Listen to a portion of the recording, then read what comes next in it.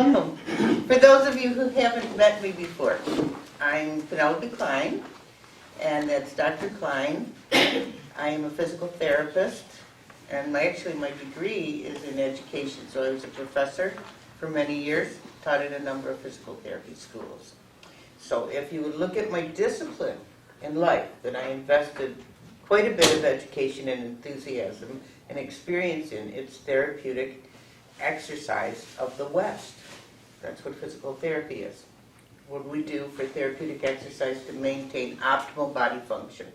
And part of that is promoting wellness, but probably the major part of my career was spent in addressing chronic illnesses or traumatic illness, musculoskeletal, neuromuscular arthritis, even amputations, Parkinson's, multiple sclerosis. So we're looking at from a disease mentality. What's wrong with you? What can we do to help fix you from a Western medicine aspect? I was also a martial artist. So studied a number of years in karate and then judo, and discovered Tai Chi and Qigong, was very intrigued, curious about Tai Chi and Qigong for two reasons. One, it's a therapeutic exercise of the East, of Eastern medicine. So this was very nice. Also, I was a pretty high-level performer in judo, and with an older body that had lots of injuries. And so I needed to do something to help restore and heal and regenerate my body between practices. I got hurt more in practices than tournaments, but we're talking about maintaining the body that's really getting a lot of trauma to it. So I had a personal interest and I had a professional interest. And eventually I became just so passionate about the therapeutic benefits of Tai Chi and Qigong that became my main focus of study, and ended up doing a lot of continuing education for PTs and OTs and chiropractors and exercise science individuals, and how to integrate Tai Chi and Qigong into mainstream medicine. And I wasn't alone. As a matter of fact, I was joined by professionals at Mayo Clinic and Johns Hopkins, and more recently and publicly known, Harvard Medical School. So this is now what used to be alternative and thought of a little hocus pocus, is now being integrated into mainstream Western medicine. So what we're finding is we really didn't know much about Chinese medicine until the 1970s, when Nixon opened up relationships with China, and we were all astounded, those of us who were around at that time, old enough to be around, we were astounded by acupuncture. This idea that acupuncture could be used as an anesthetic. However, that was such a narrow definition and understanding of what acupuncture could really do. And when doctors of Chinese medicine would say, well, we can treat diseases with this, we kind of poo-pooed that. I'm not so sure about that. But the anesthetic part, people agreed to pretty quickly. Yes, it can do that. It took some time. To understand traditional Chinese medicine, and there were some barriers to the Western psyche. This idea, not so much disease-focused, but prevention and wellness. We were just beginning to think about that in Western medicine. Mostly we were into more, okay, you have an injury, you have a disease, what can we do to address that, manage it, cure it? Whereas the Chinese were looking at, how do I maintain the optimal functioning of this body? The body really knows how to heal. I get a cut, there's this extremely complicated process of how that heals, but I don't think about it at all. Every cell has the DNA mapping of what my body should be and how it should restore and heal itself. Every single cell. And so that happens. In a healthy body, it happens quickly. In a young body, it happens quickly. As we age, as our body gets threatened with toxins and we begin to function less, and we begin to age, that restorative energy, it declines. So we don't heal so fast. And now we always say the elderly, the frail, they're at risk of the flu, they're at risk of pneumonia, they're at risk of infection if they have some kind of surgery. We look at that. And it's really, if we think of aging, as the body is just slowed down this healing, restorative process that's in our DNA. If that's just slowed down, then that's really what aging is. So I have an articular surface in my knee here. When I move my knee gently, every day, there's a stimulation to those cells, and I'm moving it. If I do move it, as we do in Qigong, in the way it was meant to move, gently, and a pressure, a stimulation on the articular surface, then we get a normal, exactly what's supposed to happen, replenishing, restoration, and nourishing of the cells for the articular lining of that joint. When that doesn't happen, the alternative is arthritis, eroding of the articular surface, deformity in the joint, loss of function. So, this was a little bit different thinking, doing things to maintain my body and keep it well, rather than addressing some injury or disease or trauma after it happens. But we're there now, aren't we, in Western medicine? Doesn't almost every HMO or health plan have preventative medicine as part of it? But we didn't. We didn't 20 years ago. Right.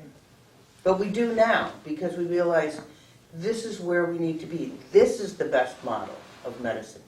So we've had this really neat thing happen. Hey, that was happening in my life too. We have this neat thing, Western medicine, Eastern medicine, interacted, took the best of both, and we actually have a new integrated medicine. It's still in the beginning. It's still in the beginning, but it's getting there. It's getting there. And you're here. You're part of it. Thousands aren't.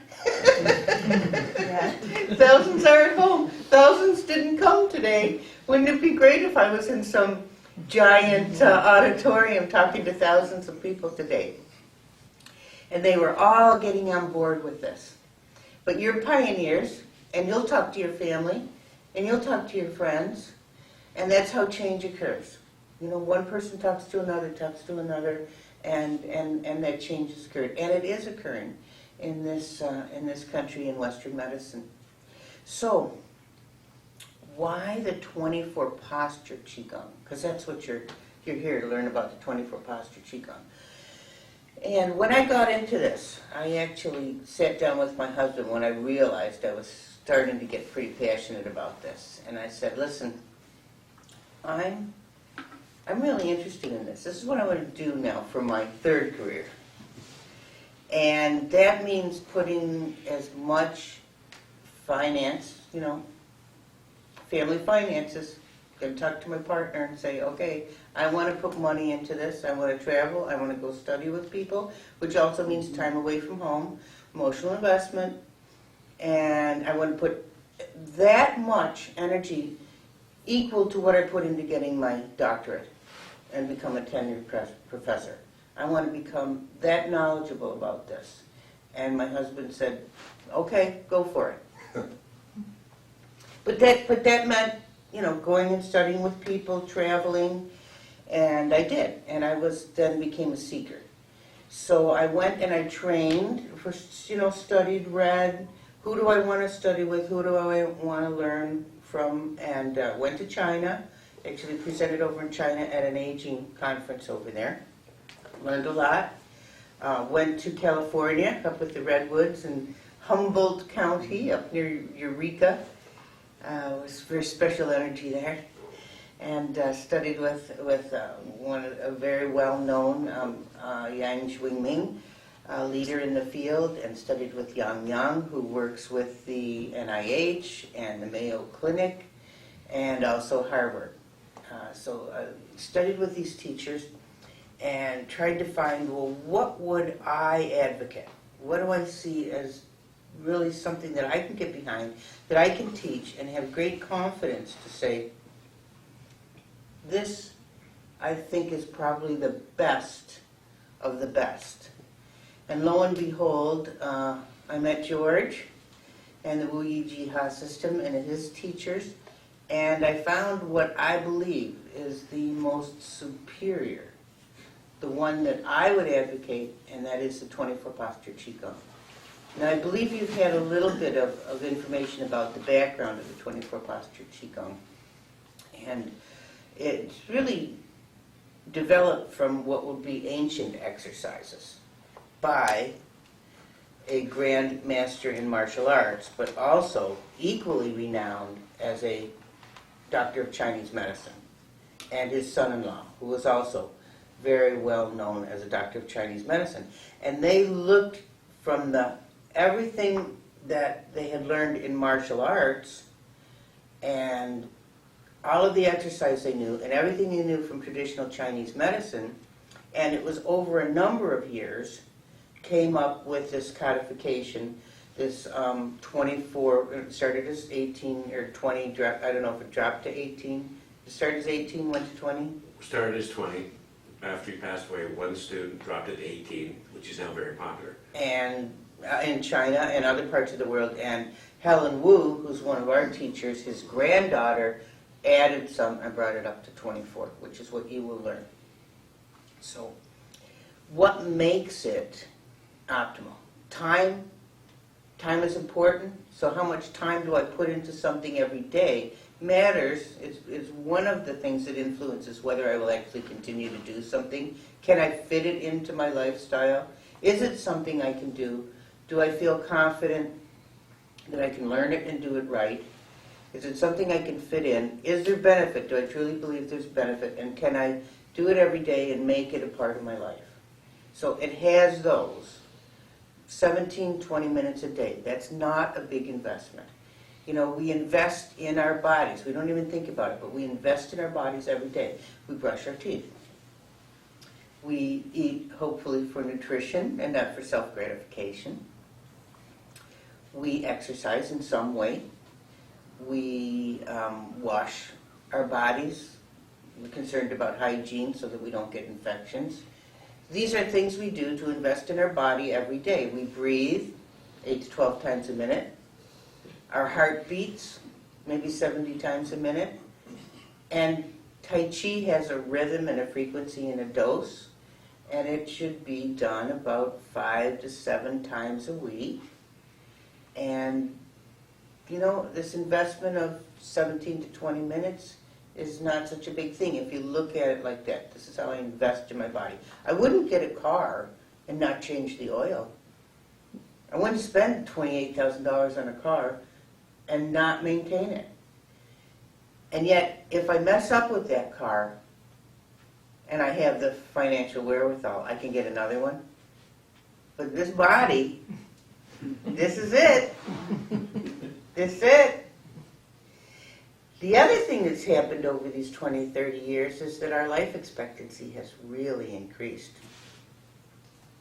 It's really increased. And I talk to my young college students and I say, you're going to live. Many of you in this room are going to live to be over 100. So what's your body going to be like? What is your life going to be like in your 80s and your 90s? And you can't start thinking about that when you're in your 70s. You got to think about it as soon as you realize that's important. And then, you know, we do see people in their 80s and 90s who are active and contributing, and they're mentally alert, they're fully engaged in life. We don't have too many people that are like 10 years old and go, that's who I want to be when I'm 100. That's a whole new thing for us. But it's going to be, some of you, it's going to be a part of your life. And we know the younger generation, 2 generations below me, is absolutely a part of their life. So we got to get the message out there. I like to teach in college so I can get the message out to that generation. All right, 24 Posture Qigong. All right, we know it works. Doesn't take too much, and we know it's really important. So how does it work? What makes it different? If I run, I get a lot of benefits from that. I get cardiovascular benefit. I have a sense of well-being. We know that. I have a sense, it elevates my mood. And I actually get a little bit of a boost of immune. We know that. I also have the potential, if I already have some problems in my knees or my hips and my ankles, that I am prematurely wearing those joints out. So as much as many people like the job, it's not right for everybody because there is a cost to it. So for some people, for some part of their life, it works well. But it's not enough. It doesn't get everything. If I do some forms of Tai Chi and Qigong, I get a mind-body connection if I've been trained well and invested in it. And it really is a learned relaxation that doesn't always occur. I do get some balance improvement, and we know that I do get a boost in the immune system and a reduction in my inflammatory response. And I'm going to come back to that because that's really, really big, big, big news. This reduction in an inflammatory response. What I also get is Western thoughts about how to maintain health and Eastern thoughts in how to maintain health. So in my Western mode, in a very systematic way, I'm going to go joint by joint, and I'm going to do 4 movements one way, 4 movements another way, and every articular surface, all of the tendons, all of the ligaments around that joint are going to get this very gentle message, nourishing and nutrition. The nutrition and the nurturing and the stimulation to repair, to restore and repair, so that that joint can maintain optimal health.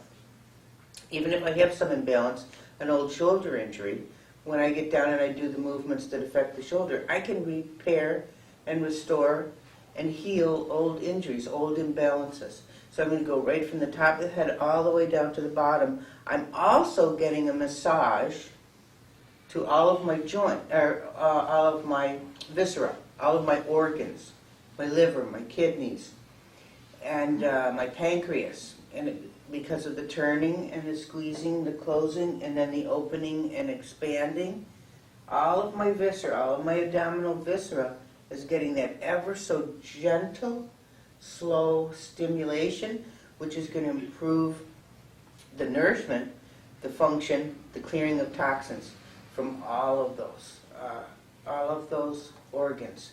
Also, there's this other big organ we have. It's called the fascia.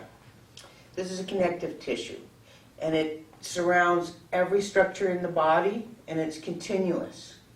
So if you've ever seen the white kind of little stretchy thin film layer we see it in meat, that's fascia, that's connective tissue. Well, that is the whole body, and when we do the exercises in the 24 Posture Qigong, we're getting this very gentle stretch of that fascia, that connective tissue, which helps our body move, supports our viscera, supports our internal organs. So that in the whole body is getting that nice stretch. That doesn't happen when you jog or you just walk, or if I one by one try to move every muscle. And anyway, there's no functional movement for this, unless you have some job where you're pulling a lever up. Everything we do, our bodies were meant to work in a spiral. If I reach for something, can you see that, what's happening? I reach for it and I pick it up. That's all spiral. Well, that fascia, that's the connective tissue that supports it. But my muscles wrap around. They're meant to work in an integrated fashion, not this. So to lift weights and practice this as an isolated muscle, it's going to take a lot to get every single muscle, every single joint, and am I really doing the best for my body? When an integrated spiral movement, that's a functional movement, it's the way my body was actually organized anatomically, then I'm going to get so much more benefit out of that movement. So we have this idea from a Western medicine, and of course Western medicine then says, if you're going to promote something, then you better prove it. You better have research evidence that says that's really what happens. So in the 1970s was the first research I could find. It was a single case study, ankylosing spondylitis, if anybody knows what that is. It's really your spine gets very rigid, and usually they're bent over like that. And that was one case, one Tai Chi practitioner who had ankylosing spondylitis wrote a little self-case study and said, I do Tai Chi and it helps me. That was the very first one, and that was in the 1970s. Well, then we had more groups of people giving testimonials, which again is pretty weak evidence in terms of the scientific method. But in order to do really good studies, you need research monies invested in it. So in the United States, we have the National Institutes of Health, which has large research monies to put into studies, usually from large institutions. But they weren't funding Tai Chi Qigong studies. Not right away. In the 90s, and then they began to. And then in 2000, 2005, 2008, as much as $20 million was dedicated to research in alternative medicine, alternative therapies, not just Tai Chi and Qigong, but it came under it. And now we started getting studies, and we started getting large institutions, thereby the Osher Research Center in Harvard Medical School, which is dedicated to research in alternative medicine. Those researchers, some of those researchers got a passion the way I was getting a passion and said, I want this to be my research agenda. Went to the NIH and said, would you give me monies so I can study this? But it takes a while for that to happen. It takes a while for the money to come, the little studies, then the bigger studies, and then multiple studies. Well, here we are, 2014, and now we're seeing the benefits. So you can see how the history went. So now we've got research from Tufts University that says arthritis, decreased inflammation, pain management control, improved function, and reduced fatigue. Because pain and inflammation, there's always this fatigue aspect to it. That is well-respected research. We've got a number of studies in Parkinson's, for Parkinson's management. We're not talking about curing things. What we're talking about is managing existing conditions. So does Tai Chi cure Parkinson's? No. But individuals with Parkinson's, are they able to function at a higher level? Yes. Better balance, less falls, better control of tremor, less fatigue, greater ability to engage in life. From 17 minutes of exercise, which makes me feel good, which boosts my immune system, which has no side effects, which I can do anytime, doesn't cost really anything other than investing in your own training. Wow. That sounds pretty good. The study that I'm most excited about, and really it happened a few years ago, and you would think the rest of the world would be so excited about it right now, but it has to take time. It has to take time for things to happen. Came out of Sydney Medical School in Australia, where they've done a number they've been investing money in Tai Chi research for a while now. They started out mostly looking at balance and fall prevention.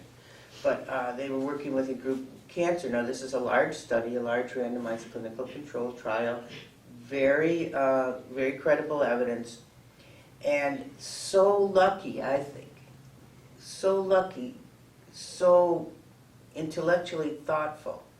One of the outcomes, not just balance, not just fatigue, not just mood, was that they happened to look at an indicator of inflammation. And I remember I said I was going to get back to inflammation. C-reactive protein is an indicator in the blood of inflammation. And they just happened to put it into their research study. I suppose not just happened. I suppose they were pretty thoughtful about it. And showed a significant decrease in those who practice the Tai Chi. And this isn't heavy. Sorry, Qigong. But, I should make that clarity, that if I practice Tai Chi as Qigong, I'm crossing the truth for health. Gentle, slow movements. Qigong, and we're going to get into the Chinese model. Qigong, the basis is in Chinese medicine, is really energy cultivation, opening energy gates, the flow of energy around channels, meridians.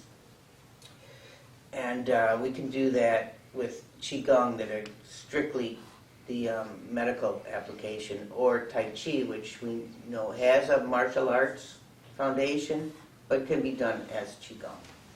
So they called it Qigong, but they had Tai Chi postures in it, as well as meditative and postures which were very similar to some of the exercise we do in the 24 Posture Qigong. So they had class once a week or twice? Twice a week, and were asked to practice at home 2 or 3 times, and they kept a log. And these are seniors or individuals with cancer. These are not high performers. These are people brand new to it, and half the practice was at home on their own. And they had this reduction in inflammation. This is big, big news. If you know much about the Western model, inflammation is a precursor to illness. Cancer, that's why it was cancer patients, so they looked at inflammation. Heart disease. Those two alone are so big, but arthritis and all the autoimmune disorders that we're seeing, this big rise in autoimmune disorders, that's inflammation, is the precursor. So could we do something? Could we do a simple exercise and reduce the inflammation as a preventative intervention? That is exciting. That's going to take a little while. Okay. The researchers are going to, first somebody has to get excited about it. A senior researcher, and say, I want this for my agenda. Then they have to ask for the money. Then they have to go through the protocols. Then they have to do the pilot research, and then they do the full research. So it's going to take us about 4 more years before we see too much more about that. In the meantime, we're all going to do it. We know. We know already. Maybe the rest of the world doesn't know. But we can see the writing on the wall. This is pretty darn exciting. So that's the Western model. It's catching on. It's getting very exciting in the Western world. The Eastern model. The Eastern model is a belief that energy, vital energy, is our vitality, our health. We're born with a constitution. We're born with Qi. We get Qi from the nutrition. We get Qi from the air we breathe. At the same time, we get stressors, and we get toxin, which are threats to the Qi that we have. So the organization of that Qi in the body is not anatomical. You know, as a physical therapist, I did gross anatomy. And we studied the body and dissected it and looked at all the parts. I can't say, look at that Qi. Look at that vessel there. Woo! This person has a lot of Qi. I can say, okay, there's the aorta, and look at that meridian. Oh, whoa, that's a great meridian Qi path there, channel path. It's not part of our physical anatomy. I don't know, I don't really need to convince you that it exists. What I'm saying is this is the model. This is the model that has existed for 6,000 years in China. Energy is the life force. Qi. We're born with prenatal Qi. We gain Qi from nutrition, from our environment, from the grounding, from the trees, from the cosmos. My interaction with you, that's why a lot of us like, or we think that's why a lot of us like to do Qigong in a group because I can communicate and get energy from everybody in the group. So I have gates. How do I get it into my body? I have gates, big gates right here, which actually has to do with cardio function. Laogong here. I have the same thing bubbling well in the soles of my feet, about the same point, the Yang Chuan point. I have a big gate at the back here called the Ming Men. So I have a number of gates down my spine. These are major, major gates. But then every acupuncture point, and there are 760 of them mapped out in Chinese medicine, I believe, that is a small gate. And then every pore in my body is a communication with my external world, isn't it? If you put some poison on my skin, it would communicate. It would come in and poison me. It's also, every pore in my body is a way I release toxins from my body. You know, if I eat French onion soup and I sweat today, I'm going to be sweating French onion soup. So it's a way that we clear toxins. So we know it's communicating, don't we? It's not far-fetched. It's not far-fetched. The construction of the 24 Posture Qigong uses major energy gates, as well as a belief in the energy field around me. There's a macrocosmic energy, which is really the cosmos and the grounding and the mountains and the rivers and everything that's around me, outside of me. There's micro, which is my internal system, and then I communicate with Qigong, as well as adding my mind to it. So if I strike down, I'm smoothing my energy field. I'm smoothing my energy field, and that same theory is used in Reiki, therapeutic touch, quantum touch. When I move and shift weight on the floor, I'm stimulating different points, acupuncture points on my foot to stimulate organs in my body. Liver, kidneys, gallbladder, which is a much larger system than we think of gallbladder in an anatomical sense. That's reflexology. So that theory is used in reflexology. Acupuncture, acupressure, the mapping of the whole system. That has to do with energy system. We know it's not new, and now it's not really sounding all that strange to us anymore either. So when I do the movements in Tai Chi Qigong, I'm opening energy gates. I'm nurturing and cultivating energy flow, my communication with earth, cosmos, heavens, everything around me, water, trees, mountains. And that's how I maintain my health. Two totally different thoughts here, huh? One system is nebulous, I can't really see it, but it's as true and as real in traditional Chinese medicine as our belief in the theory of anatomical medicine and disease and trauma as we know it in the Western model. I got both. I got both working for me in 17 to 20 minutes a day. I've got everything. I don't know another investment in general health and wellness that can compare in terms of how much investment do I put in and how much benefit do I put out. So I guess after my search all around and studying with many very wise and very knowledgeable leaders, this is where I settled. This is what I got so excited, what I got so passionate about, and what I thank you for letting me to be here today, because I love talking about it and sharing with you. I hope you get as excited as I do about it. Thank you. Thank you. Thank you.